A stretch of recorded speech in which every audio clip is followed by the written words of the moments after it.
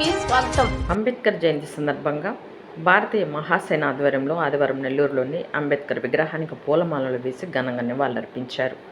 భారతీయ మహాసేన అధ్యక్షులు జువ్వుకుంట బాబు మాట్లాడుతూ, అణగారిన వర్గాల అభివృద్ధి కోసం పాటుపడే మహోన్నత వ్యక్తి అంబేద్కర్ అన్నారు. ఆయన ఆశయాలను ప్రతి ఒక్కరూ ముందుకు తీసుకెళ్లాలన్నారు.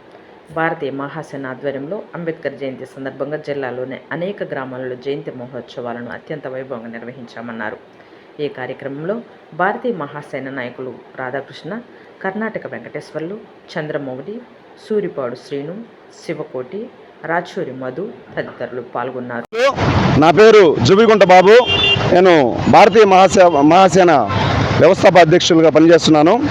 ఈరోజు మన పండగ దినం అంబేద్కర్ 133 జయంతి శుభాకాంక్షలు అందరికీ తెలియజేస్తున్నాను, రాష్ట్ర ప్రజలందరికీ.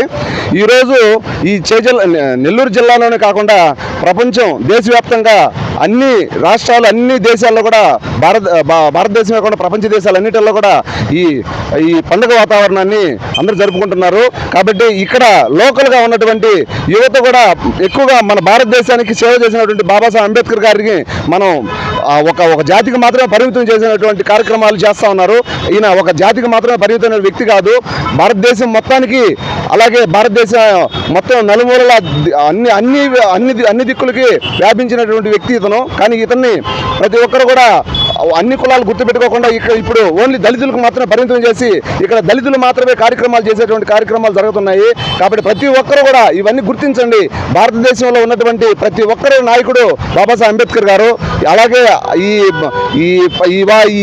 ఏప్రిల్ 14 జయంతిని ఒకరే పరిమితం కాకుండా ప్రతి ఒక్కరు కూడా ముఖ్యమంత్రులు, ప్రధానమంత్రి, అలాగే రాష్ట్రపతి ఇలాగ అందరూ చేస్తున్నప్పటికీ కూడా కానీ మన వాడల్లో మనం మాత్రమే కొన్ని సందర్భాల్లో ఏదో వచ్చామా, పొలమాలు వేసామా, వెళ్ళిపోయా అనేటువంటి కార్యక్రమాలు జరుగుతున్నాయి. కాదు, బాబాసాహెబ్ అంబేద్కర్ గారు దేనికోసం కృషి చేశారు, దేనికోసం పోరాడారు, కుల నిర్మూలన కోసం అతను ఎంత కృషి చేశాడు, అలాగే భారత రాజ్యాంగం రాయడానికి ఆయన చేసిన కృషి ఏంటి, ఎన్ని సంవత్సరాలు ఎంతకాలం పట్టింది, వీటన్నిటి మీద కూడా యువత అందరూ కూడా దృష్టి పెట్టాలి. చరిత్ర తెలుసుకొని ప్రతి ఒక్కరు కూడా అంబేద్కర్ ఆశయాల కోసం పాటుపడాలని మేము భారత మహాసేన తరఫున కోరుకుంటూ అందరికీ జై భీమ్ తెలియజేస్తున్నాం.